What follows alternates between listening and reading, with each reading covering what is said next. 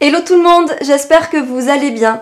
Je vous retrouve dans cette vidéo pour vous parler de la deuxième partie à propos des conseils, soins et maquillage lorsqu'on porte un masque de protection. Pour rappel, la première partie de cette vidéo, donc que je vous mets en haut à gauche dans le petit i, traitait surtout d'une question primordiale, à savoir est-ce que le maquillage fait bon ménage avec un masque de protection. Donc si vous ne l'avez pas vu, je vous encourage à aller la voir parce que c'est vrai que dans cette vidéo, ce qu'il en est ressorti, c'est que c'est surtout des problèmes de peau qui apparaissent, que l'on porte du maquillage ou non sous le masque. Et vous avez été nombreuses dans les commentaires à me le confirmer, vous avez été nombreuses à me dire moi j'ai le nez qui pèle, moi j'ai de l'eczéma, moi j'ai de la rosacée, moi j'ai de l'acné, etc., etc. Et vous avez aussi été quelques-unes à nous donner des petits conseils, donc merci à vous. Et donc dans cette vidéo, je devais à la base surtout parler du maquillage avec un masque et un petit peu des soins, mais finalement c'est l'inverse qui va se passer parce que au vu de tous les commentaires que vous m'avez laissés, je me suis dit que finalement c'était ça le plus important, c'était pouvoir essayer de vous apporter des petits conseils par rapport à vos problèmes de peau que vous allez rencontrer ou que vous n'avez pas rencontré mais qui risquent d'arriver parce que là vous êtes très nombreux et nombreuses à travailler en ce moment avec le port du masque et même si votre peau ne subit pas encore les désagréments, ça risque d'arriver parce que ce port du masque risque de durer très longtemps. Donc il faut aussi essayer de minimiser dès le départ les dégâts qu'on peut rencontrer. Donc je pense que vous l'aurez compris, vous l'avez sûrement vu, la vidéo est un peu longue, donc je vous mets bien sûr un timer à disposition dans la barre d'infos, comme ça vous pouvez cliquer directement sur le moment qui vous intéresse et la vidéo démarrera au moment que vous aurez choisi. Allez, trêve de blabla, vous êtes prêts? C'est parti! Donc avant de commencer à vous donner des conseils pour les soins, il est important que je vous rappelle qu'est-ce qui se passe en fait quand on porte un masque de protection sur une longue durée. On va transpirer à l'intérieur, on va parler, on va respirer et ça va forcément former cet environnement chaud et humide et ça va former un phénomène qu'on appelle un phénomène de macération de la peau. La peau a du mal à respirer, les pores sont facilement obstrués par le sébum, la transpiration stagne aussi à l'intérieur du masque et il faut savoir que la transpiration peut être assez irritante pour la peau. Cette transpiration ne va pas s'évacuer comme elle peut le faire d'habitude, donc elle va stagner également dans les pores. Ça va être un gros chamboulement pour la peau parce qu'en fait tout ceci ça va complètement altérer la barrière cutanée de votre peau, le film hydrolipidique de votre peau. Mais il y a aussi tout ce qui est frottement parce que le masque bouge au fur et à mesure de la journée, a tendance à serrer sur les points de contact, par exemple le nez, sur les côtés, etc. Donc ça aussi, ça va vraiment altérer la barrière cutanée. Il va y avoir une action abrasive due en fait à l'action mécanique du masque qui bouge en fait. Donc tous les facteurs que je viens de vous citer vont engendrer différentes formes de problèmes de peau. Donc il va y avoir des problèmes de sécheresse, des problèmes de rougeur, de démangeaison, de boutons.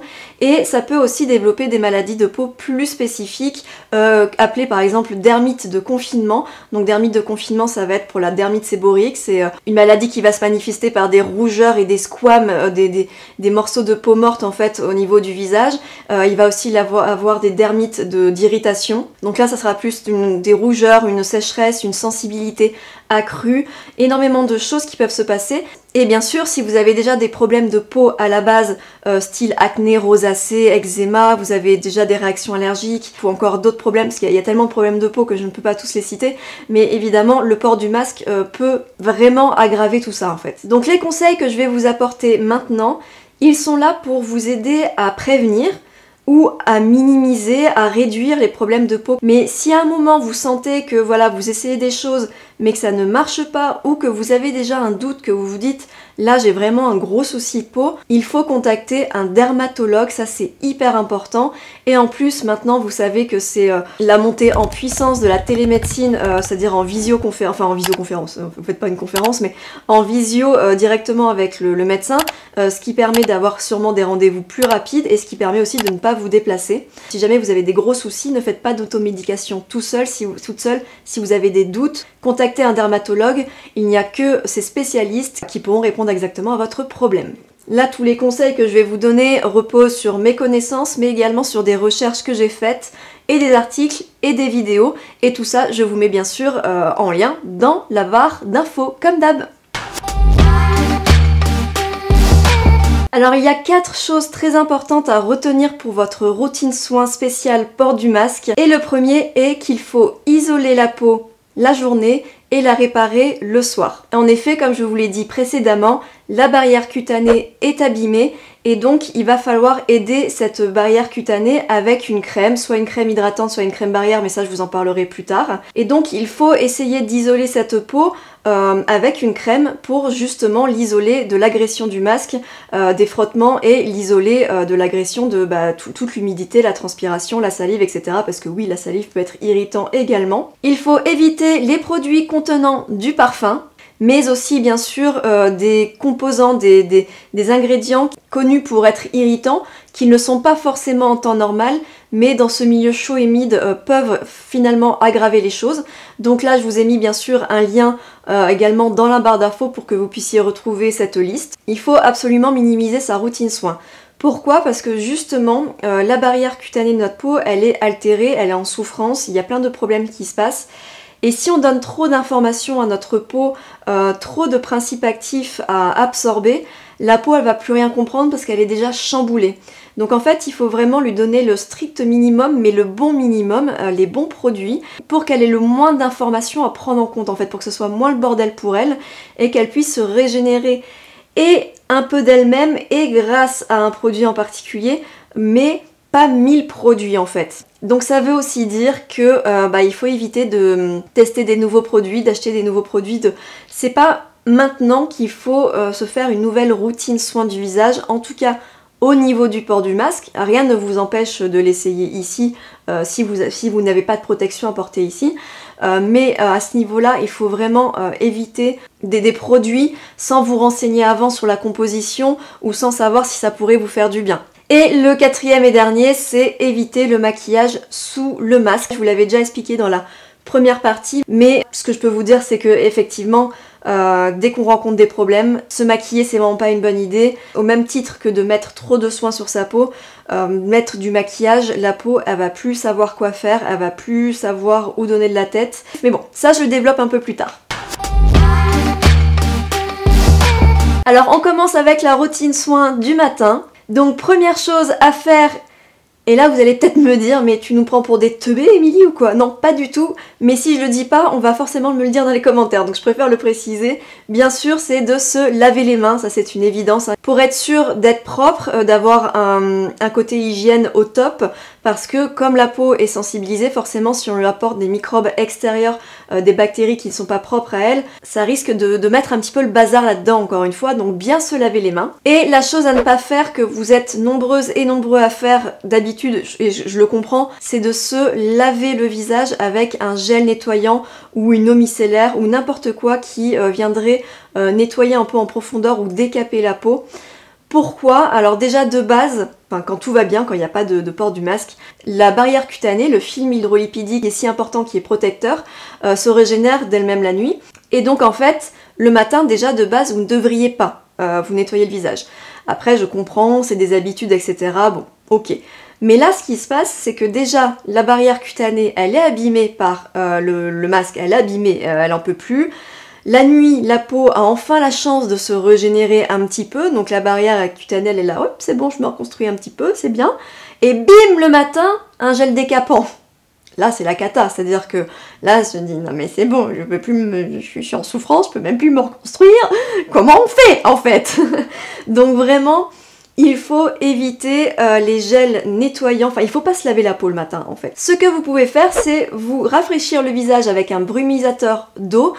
Ça, pour moi, à mon sens, c'est le meilleur parce que ça va hydrater, ça va rafraîchir et il n'y a pas de mauvais composants là-dedans étant donné que c'est de l'eau minérale en fait. Donc ça ne peut être que bénéfique pour la peau. Point négatif, c'est que ça n'est pas du tout écologique. Donc, autre solution, ce que vous pouvez faire sinon, c'est vous rincer le visage à l'eau du robinet. C'est pas le top parce qu'en général l'eau elle est quand même calcaire, mais si vraiment vous n'êtes pas adepte de ça, ou même si vous avez d'autres solutions d'ailleurs, de l'eau minérale tout court dans un vaporisateur peut-être, enfin je sais pas, dites-le moi parce que c'est vrai que moi je me suis toujours habituée à ça, mais il doit y avoir d'autres solutions.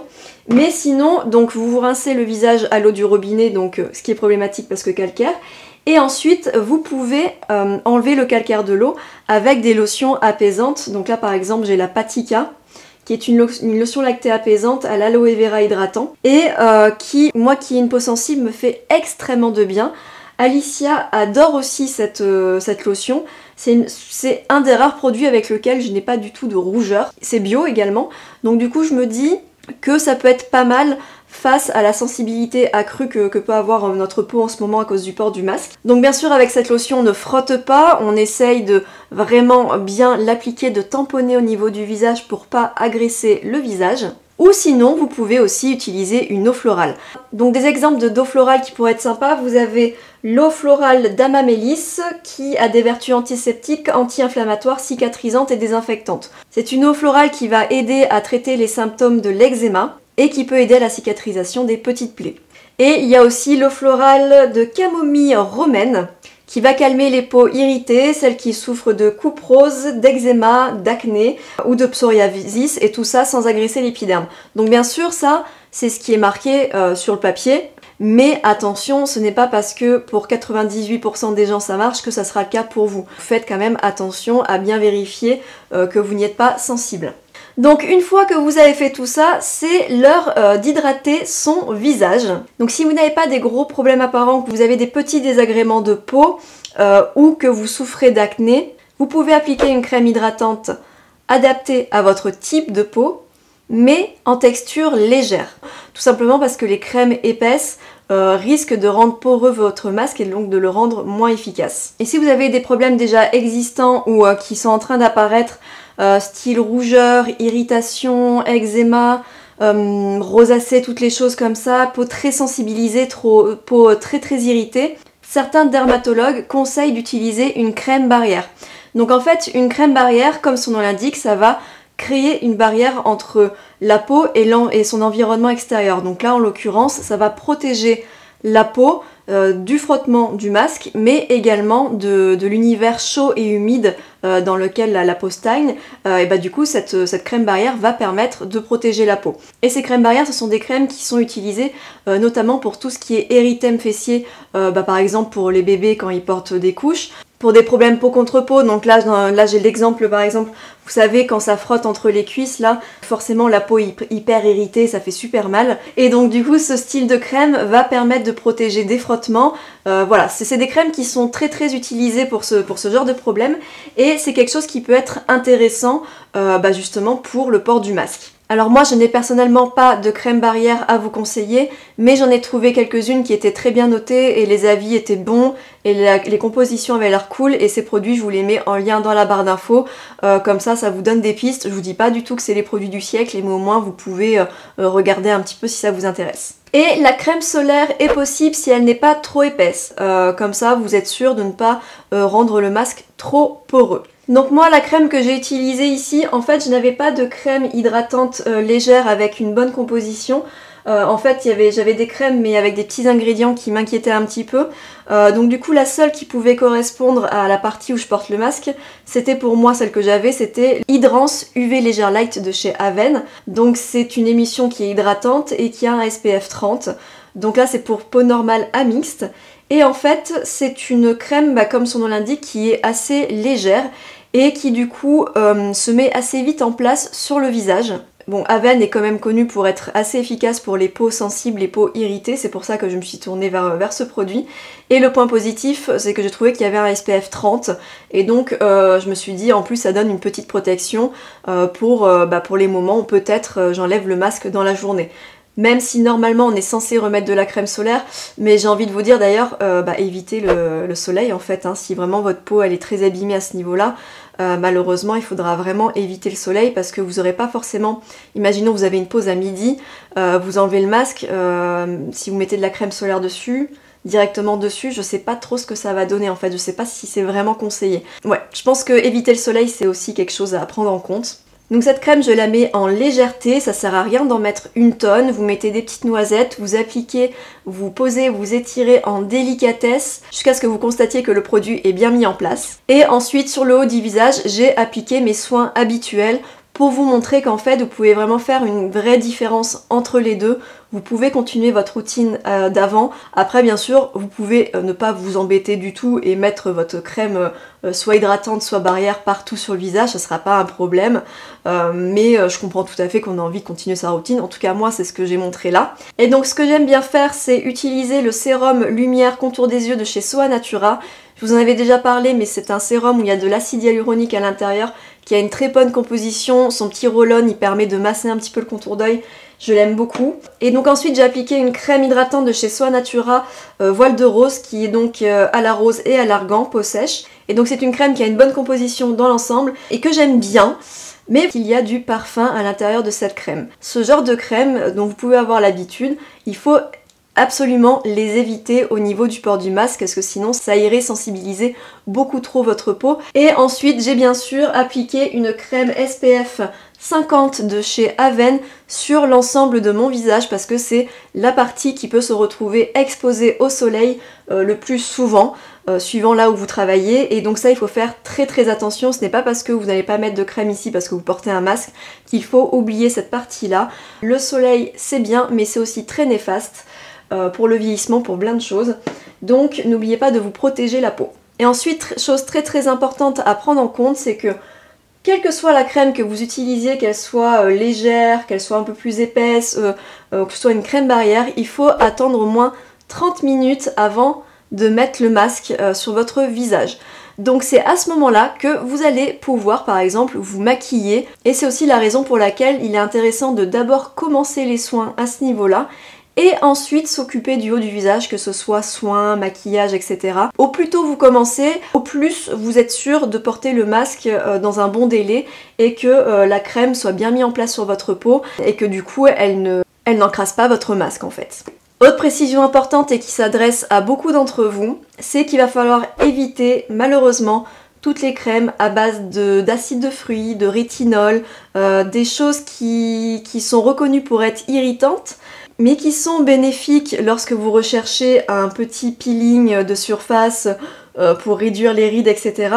Mais là, comme c'est une action irritante, c'est vraiment déconseillé de les utiliser en ce moment, parce que forcément ces principes actifs rendent la peau plus sensible et votre peau est déjà sensibilisée avec le port du masque, donc faites attention. Si vous avez la peau acnéique ou que vous êtes en train de développer des boutons quand vous portez des masques, chose que moi il m'arrive également, je l'ai pas porté longtemps hier, genre je sais pas, même pas une heure, direct 2 boutons qui arrivent, j'étais très contente. Donc vous pouvez prendre en compte ce que j'ai dit précédemment. Les choses pour lesquelles vous devez faire attention, c'est de ne pas éclater vos boutons. Je sais que c'est difficile, je sais que des fois on a vraiment, ça nous démange d'éclater nos boutons, nos points noirs, etc. Mais il va vraiment falloir éviter tout simplement parce que la peau elle est déjà hyper sensible. Et donc elle va être encore plus sensibilisée, donc la peau en dessous elle va surréagir et elle va faire des boutons encore plus gros et plus graves. Donc déjà ça. Et en plus il va y avoir un problème de cicatrisation étant donné que la plaie, parce que ça fait une plaie hein, forcément quand on s'éclate un bouton, va être dans un milieu humide qui n'est pas forcément très sain, on va dire. D'où l'importance aussi de changer son masque très régulièrement, bien évidemment. Retenez-vous, n'éclatez pas vos boutons, c'est hyper important, parce que risque qu'il y en ait plus, et risque de cicatrices marquées. Il faudra bien sûr aussi éviter les produits comédogènes comme les fonds de teint et certains produits trop gras. Autre conseil intéressant si vous développez des boutons, c'est d'éviter les masques sur lesquels les doublures sont en polyester, mais plutôt préférer le coton. Pourquoi? Parce qu'en fait, le coton, lui, va absorber la transpiration, tandis que le polyester ne le fera pas. C'est-à-dire qu'en fait, la transpiration va rester sur le polyester et va rester du coup en contact avec la peau, et c'est ce qui va créer des boutons, c'est ce qui va se mélanger avec les sébums, c'est ce qui va faire que vos pores vont être obstrués. Donc si jamais vous avez des masques en tissu, si vous les fabriquez vous-même, essayez qu'il y ait du coton à l'intérieur. Ou si vous avez des masques médicaux, et d'ailleurs c'est si vous avez des boutons ou non, hein, c'est pour par exemple si vous avez une peau irritée ou voilà, on peut mettre une doublure en coton dans le masque pour justement se protéger la peau, pour éviter l'effet trop irritant de certains masques. Et pour finir la petite routine du matin, vous pouvez vous hydrater les lèvres, mais attention, pas avec un baume à lèvres classique, il va falloir classiques style Labello, style Carmex, des choses comme ça. Il va falloir trouver des baumes qui ne sont pas irritants du tout, des baumes qui ont des composants naturels et surtout pas de parfum à l'intérieur, même si ce sont des trucs naturels,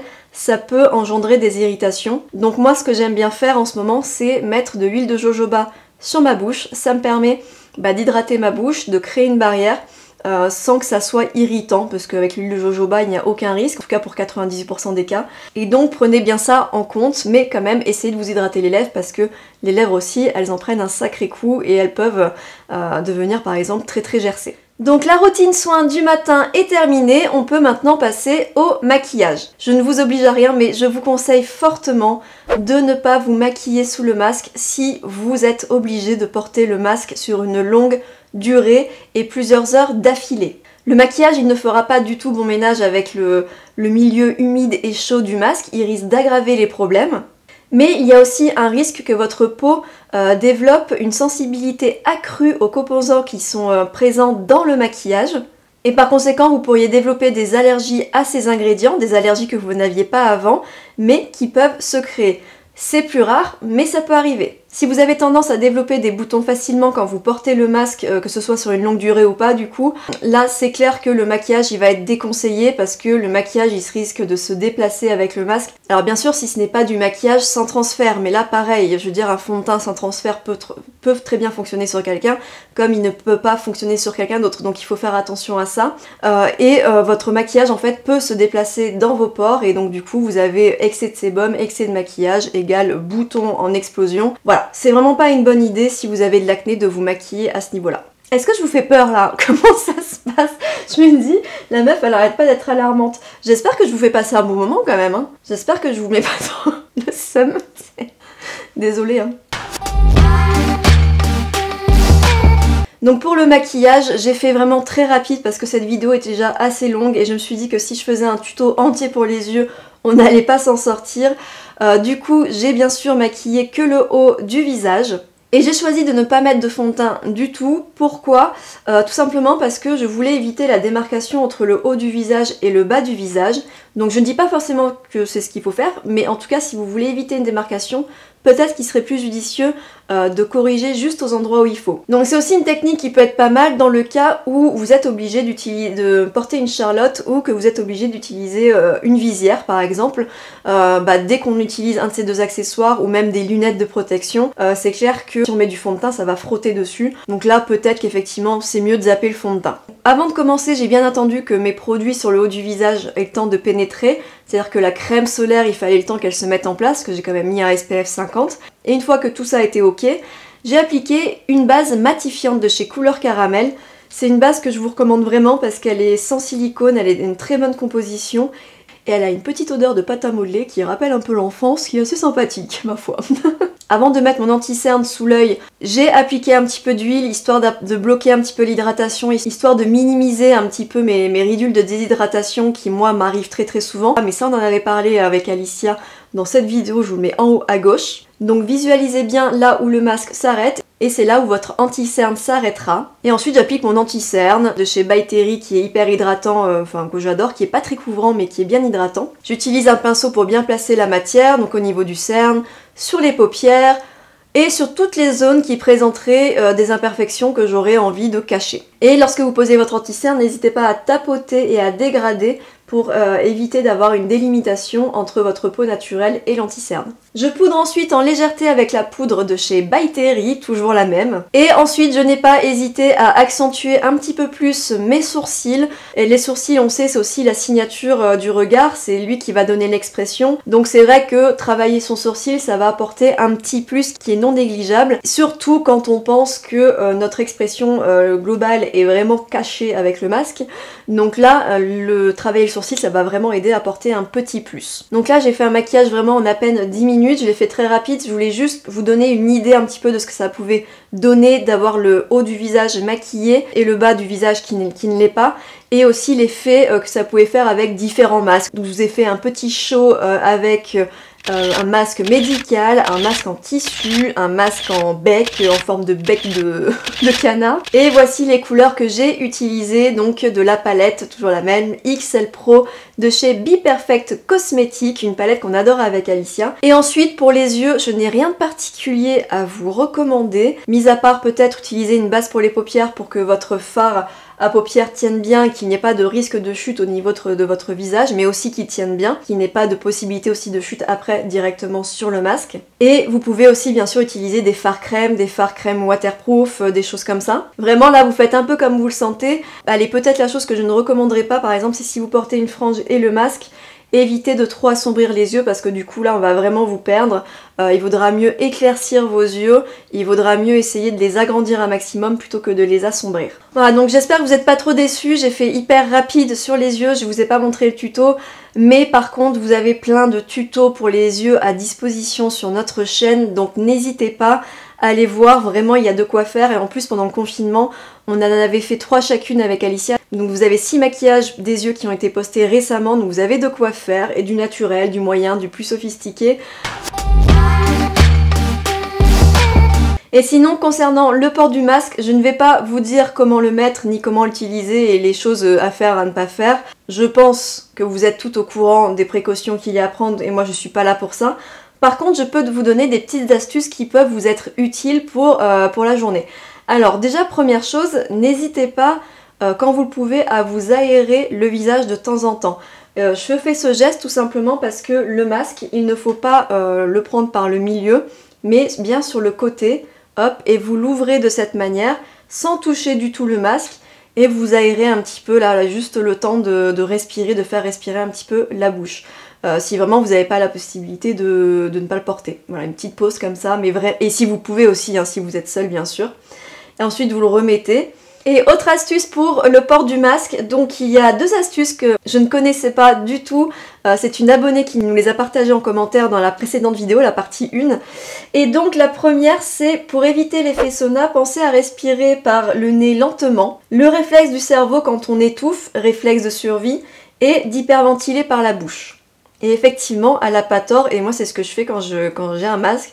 J'ai tendance à respirer par la bouche et donc du coup forcément ça aggrave, on va dire ça accélère le milieu humide du masque et effectivement il faut essayer d'être le plus zen possible et de respirer lentement par le nez. Ça me semble tout à fait logique mais je trouve ça bien de le préciser. Et autre astuce que notre gentil abonné nous a partagé, c'est le problème quand vous mettez des lunettes avec un masque, il y a de la buée qui peut se créer, donc l'astuce en fait c'est de placez vos lunettes sur le masque. Donc vous mettez bien votre masque au niveau du nez ici, vous le placez bien, tac, vous passez la tige là, et ensuite vous remontez légèrement plus haut, et ensuite vous calez vos lunettes dessus, et là, normalement, il n'y a pas de problème, vous n'aurez plus de buée. Ensuite, un autre conseil, là je ne m'y attendais pas du tout, mais alors du tout, c'est en regardant la vidéo sur les soins conseillés pour le port du masque par le Dr Dre, qui est une dermatologue qui tient une chaîne sur YouTube.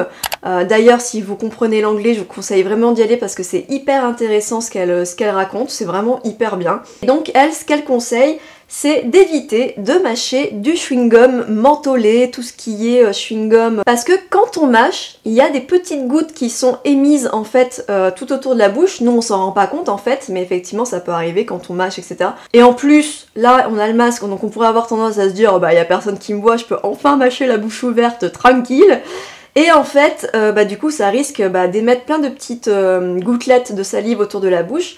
Or, la salive, c'est irritant. Alors ça, c'est quelque chose que je savais sans le savoir en fait. C'est vrai que je vais vous donner des exemples et vous allez me dire, bah oui, évidemment, effectivement, c'est irritant. Par exemple, ça fait penser à l'hypersalivation quand on porte un appareil dentaire, ou lorsque les bébés ont tendance à beaucoup saliver autour de la bouche et qu'on voit apparaître des problèmes d'irritation autour de la bouche en fait. Et donc ça peut faire ça, et donc voilà, et pareil quand on porte un appareil dentaire, ça a tendance à stagner un petit peu dans le coin, donc à être irritant. Et donc il paraît logique qu'en fait il puisse y avoir un effet néfaste sur notre peau quand ça a tendance à stagner. Et là c'est ce qui peut se passer, étant donné que le masque on va le porter pendant 4 heures maximum, si on peut bien sûr, et donc forcément la salive va stagner et donc forcément ça peut apporter plus d'irritation à la peau. Ah, et elle nous dit aussi de faire attention lorsque vous êtes obligé de porter le masque très longtemps et que votre peau est vraiment très abîmée, à faire attention à tout ce qui est source de chaleur quand on cuisine, à la vapeur, à l'humidité dans la salle de bain, enfin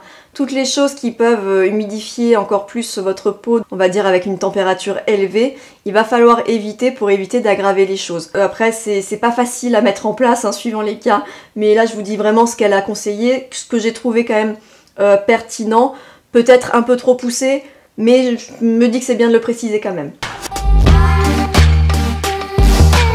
Donc là, il est l'heure d'enlever le masque. Donc ce masque, soit il est jetable, donc on le jette. Si vous le jetez dans une poubelle à part, un sac en plastique à part, enfin un contenant exprès pour.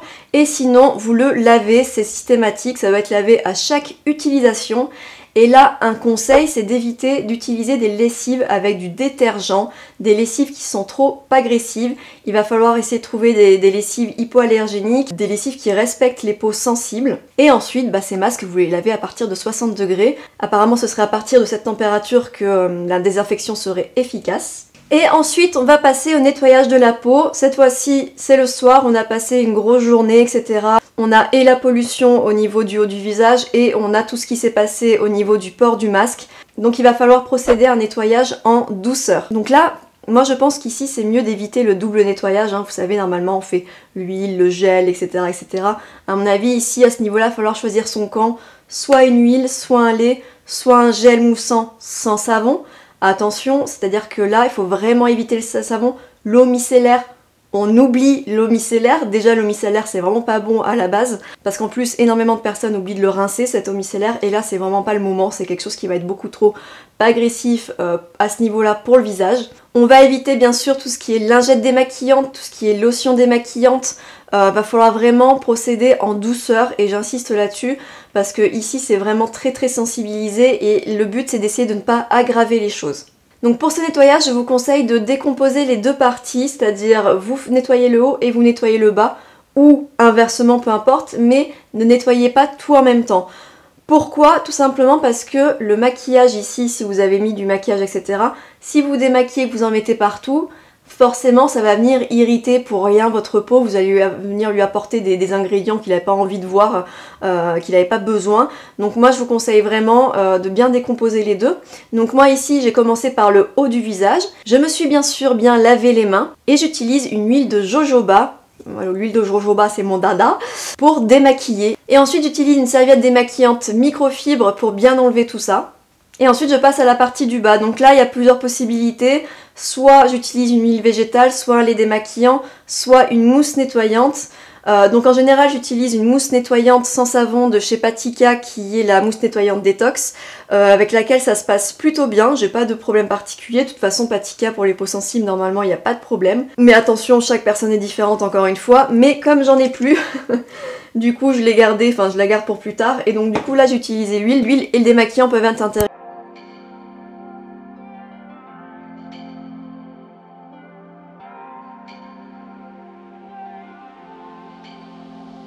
Donc ensuite je prends une autre serviette microfibre, donc vraiment deux à part. Et donc là vous voyez j'émulsionne vraiment en douceur avec l'huile et une fois que j'ai fait ça, je tamponne vraiment très délicatement, je rince très délicatement, j'appuie à peine, je rince vraiment en délicatesse toutes les impuretés. J'hésite pas à le refaire une deuxième fois pour être sûre que tout est propre mais en douceur et ça reste avec le même produit donc il n'y a pas de problème. Et ensuite je rince mon visage avec une brume d'eau. C'est vrai qu'on pourrait utiliser la lotion apaisante par exemple, mais là je me dis que la peau a pas mal subi. J'essaye de la laisser tranquille au maximum, donc je préfère utiliser quelque chose de neutre au niveau de ma peau. Et ensuite une fois que j'ai fait ça, j'applique encore une fois mon roll-on sérum lumière contour des yeux au niveau du contour des yeux, des rides du lion, etc. mais que sur le haut du visage. Et ensuite, en ce moment, le soir, j'aime beaucoup utiliser l'huile de jojoba, toujours. Vous allez dire, elle fait que ça, utiliser l'huile de jojoba. Oui, je suis une grande fan de l'huile de jojoba depuis que je l'ai découverte. C'est vraiment un coup de cœur. Je sais qu'il y a d'autres huiles qui sont très bien. Mais l'huile de jojoba a cette particularité d'être multifonction. Elle est aussi bien pour les peaux acnéiques que les peaux sensibles, elle régule le sébum, elle va limiter la sécheresse, elle est équivalente, l'huile ça serait équivalent au sébum de la peau Et c'est pour ça que la peau enregistrerait très bien cette huile et l'absorberait mieux que d'autres en fait, parce qu'elle a l'impression que c'est du sébum, donc du coup elle l'assimile bien. Et par conséquent, ça va aider la barrière cutanée à bien se restaurer pendant la nuit, donc c'est pour ça que j'aime bien cette huile. Et elle aide à prévenir du vieillissement. Donc vraiment, cette huile, je la kiffe. Mais bien sûr, vous n'êtes pas obligé de mettre une huile végétale, vous pouvez mettre une crème beaucoup plus nourrissante pour le coup, qui correspond à votre type de peau bien évidemment, mais attention, sans parfum, sans ingrédients qui pourraient irriter votre peau, et surtout évitez de vous étouffer la peau, c'est-à-dire que la crème barrière que vous mettez le matin, vous ne la mettez pas le soir. Là, votre peau, elle a besoin de se régénérer d'elle-même, donc il faut lui apporter plein de bonnes choses, mais tranquille. Donc je vous conseillerais même de ne pas mettre de sérum en dessous, de ne pas lui apporter trop d'informations, juste une bonne crème, une bonne huile, quelque chose qui ne va pas être occlusif, donc pas de silicone, pas d'huile minérale, etc. Et ça, faites attention parce qu'il y a beaucoup de produits, on a l'impression qu'on peut les mettre pour la nuit, mais en fait il y a du silicone à l'intérieur. Donc faites hyper gaffe à ça. Pour la routine du soir, attention si vous avez des boutons. D'habitude, moi par exemple, j'utilise de l'huile essentielle Tea Tree, qui est très efficace pour lutter contre les boutons, les apparitions des boutons, etc. Mais si vous êtes obligé de porter le masque pendant très longtemps et que votre peau est irritée, c'est une mauvaise idée de le faire parce que c'est très irritant. Après, je ne connais pas d'autres soins boutons, il me semble que tous les soins boutons sont assez desséchants, assez irritants, donc est-ce que c'est une bonne idée de les utiliser ? Après tout ce que je viens de vous dire, je ne pense pas, mais après bien sûr c'est que mon avis. Par contre, si vous connaissez des soins pour les boutons qui sont de bonne composition, pas trop irritants, n'hésitez pas à nous le dire dans les commentaires. Et donc là, pour tout ce qui est soin, vous n'êtes pas forcément obligé de décomposer les deux parties, sauf si vous le souhaitez. Mais là, c'est vrai que j'ai mis de l'huile partout, donc c'est ce que vous pouvez faire aussi, enfin vous choisissez. Mais ce qui est cool du coup, c'est qu'on peut en profiter pour se masser un petit peu. Bon, bien sûr, là, j'évite de masser le bas du visage pour être tranquille. Mais par contre, le haut, j'y vais, j'hésite pas, je descends un petit peu dans le cou. Le cou est très important, le décolleté aussi. Et c'est ce petit moment où il va falloir essayer de se relaxer. En ce moment, c'est très stressant, surtout suivant les boulots que vous faites. Je pense au milieu médical, dans les supermarchés, etc. Enfin, tous les boulots qui sont assez compliqués, stressants, tout ça. Et ça, plus la situation actuelle, c'est pas forcément quelque chose voilà, qui fait du bien. Et c'est ce qui peut aussi provoquer des problèmes de peau en plus, parce qu'il y a l'aspect aussi mental qui joue énormément sur la peau, il y a notre morale. Et si on n'est pas bien, forcément notre peau, elle le fait ressentir. Et donc il faut essayer un maximum dans la mesure du possible de respirer, d'être un peu plus zen, de prendre un petit peu de temps pour ça. Je sais, c'est moi qui dis ça alors que je le fais jamais. C'est super. Ensuite, une fois que vous avez fait tout ça, n'oubliez pas vos mains aussi. Vos mains sont hyper importantes. Elles sont hyper sollicitées en ce moment. On se les lavait déjà, mais alors là, on se les lave genre toutes les 2 secondes. Dès qu'on fait un truc, hop là, on se lave les mains. Ou on met du gel hydroalcoolique et ça nous abîme les mains. Et donc là, on peut utiliser de l'huile de jojoba aussi, mais je n'ai pas voulu abuser. Du coup, j'ai utilisé une crème pour le corps que j'aime beaucoup de Sobioéthique. Mon lait d'ânesse crème veloutée qui est une crème pour le corps. Mais bon, j'ai envie de vous dire, crème pour le corps, crème pour les mains, c'est un peu kiff la bourriquette. Attention aussi au niveau de lésions au niveau de vos mains, c'est-à-dire que là, si vos mains sont très abîmées, il va falloir, comme ici, éviter tout ce qui est composant agressif, tout ce qui est parfum. Là c'est Sobioéthique, normalement il n'y a pas de problème au niveau de la composition, 100% végétal, etc. Mais quand bien même on sait qu'on peut avoir des petites allergies aux ingrédients naturels, donc il faut faire attention malgré tout. Et ensuite, écoutez, essayez de bien dormir, essayez de gérer votre stress comme je vous disais avant, même si c'est pas évident. Et puis voilà. Et voilà, la vidéo est terminée, j'espère qu'elle vous aura plu, j'espère qu'elle vous aura été utile, j'espère aussi qu'elle n'aura pas été trop longue.